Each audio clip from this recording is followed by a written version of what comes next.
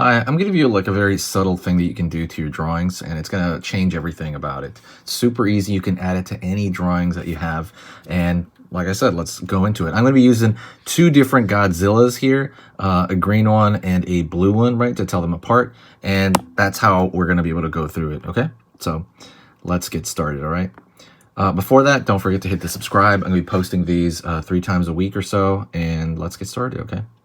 So right now, when I look at this blue, like, first of all, what is the difference between these two? If you can take your time for a second here, what is the, do you spot a specific, 1 minute, let me add another layer here. Do you spot a specific difference here between these two?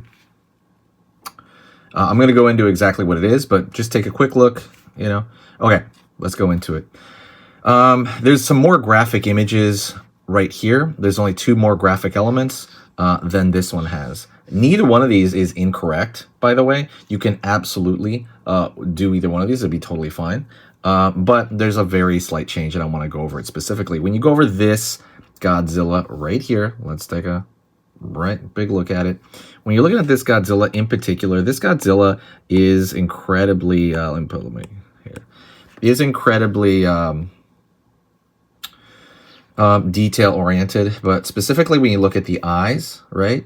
When you look right into the eyes and then right here in the teeth and gums, I'm going into it and putting in every little line of the gum, of the teeth and the gum itself. This is giving it more detail in general, right? Right here in the eye, you can see his eye pretty plainly. It's very obvious, right? Like what you're looking at. And it's good. It's good. It's scary. It's completely fine. What I like to do sometimes, though, is doing a little bit less to get a little bit more. So what do I mean by that? When I say doing less to get more, I'm saying that you can put larger graphic images to guide the eye better. So if we go over here, for example, around his eye, specifically look at this shape of his eye, for example, right? This is a little bit different. What is the difference? If you, like, let's take a look at the other eye really fast.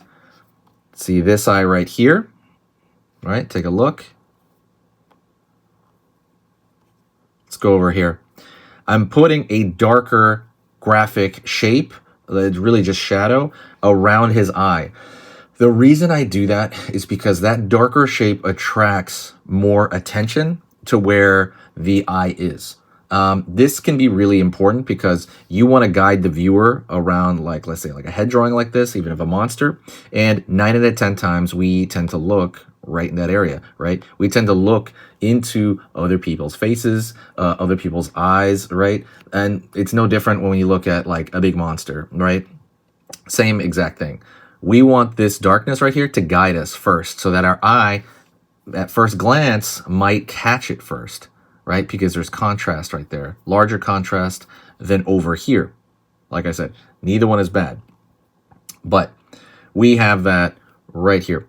Another thing I did outside of just that, right? That's fine. You can absolutely add it if you want, or if not, it's all good. But is I made the teeth graphic. It's one large white shape, right?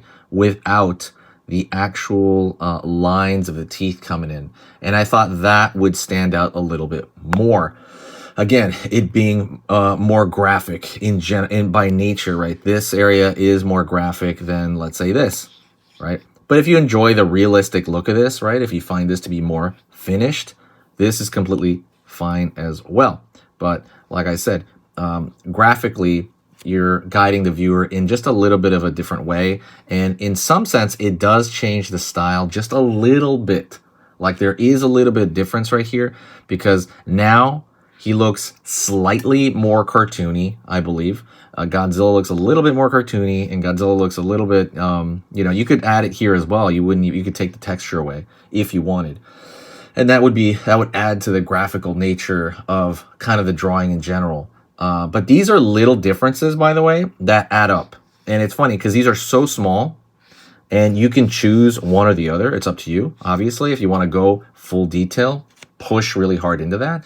But if you don't like that, you know, if you want like the more, like, again, graphical, slightly cartoonier look, of maybe the white teeth. I just picked the teeth in the eye, by the way. Like I said, you could pick the spikes.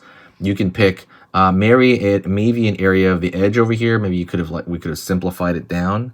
There's a lot of things you can pick to simplify an otherwise complex drawing to, again, guide the viewer over here, because it's like there's more, especially this area right here, there's more contrast, in my opinion, over here because of the large areas of white and the large areas of dark right next to each other, butting up against each other. So that's pretty much the tip.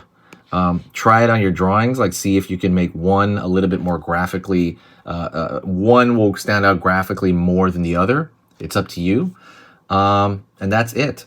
I hope you enjoyed this. This is just a small tip. If you have questions about art, I want to hear what you have to say. Like write them in the comment section. If there's a specific thing you have been working on, maybe you have a specific drawing that you want to show me or something like that, or maybe you just want to talk about very specific aspects of art, or is there something that you want me to address? Maybe there's a character design you want me to look at and I can kind of like take it apart on live, or anyways, I'm open to anything. Thank you so much. I appreciate it, and I will see you in the next video, okay? So take you later.